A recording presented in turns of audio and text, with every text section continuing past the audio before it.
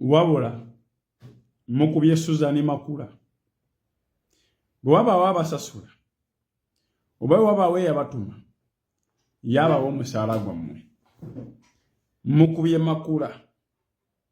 Abandi bagamba nti ebigambo tebitta, ebigambo tebikola mbale, naye Makula alina okuba nga alina embale n'enkovu ku mubiri.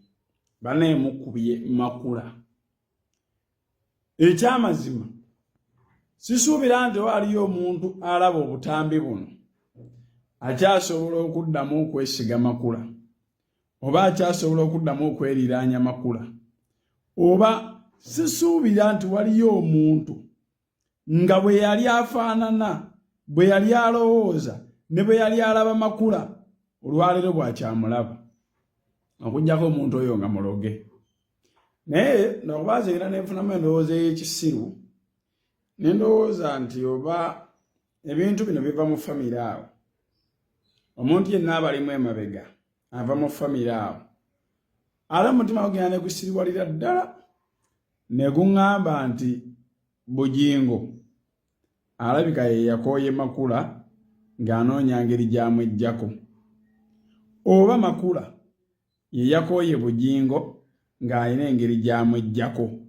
Omutima guŋŋamba nti kuba biri abo kwe kuli ali emabega wa bino byonna.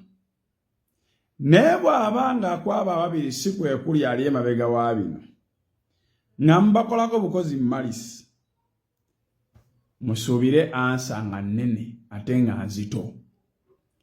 Omanyi bagamba atalukutambulire akusibirira ntanda, nga nnene bweti akutikka omutende nti bali bagaba bangabira, naye nga tamanyi buzito bw'ogenda kusanga ng'obitambuza.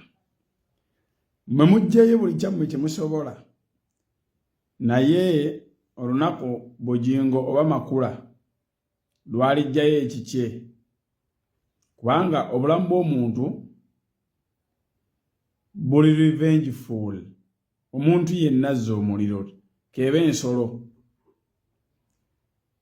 Makula ye mumwonoonyi, mumumazeewo okuggyako ebya Katonda, naye ate kale mmwe omuntu aba ayagala obbasasula obulungi alina okubaleka ne wayitawo omwaka nga mulamba ne guyitawo, buli emu n'ayawukana n'embeera byammwe nga mwabyerabira, ne mulyoka muzza omuliro, then oli n'alyoka abaddiza omuliro supa luli gwennyini lubala nnyoso. Naye nze ngina ne neebuuza, temuyina bakazi, temuyina baana, tebasobola tutuulawo ne bababuulirirako bagamba bannaaye manyi balowoosima omuntu n'olabya ddala ng'osuse.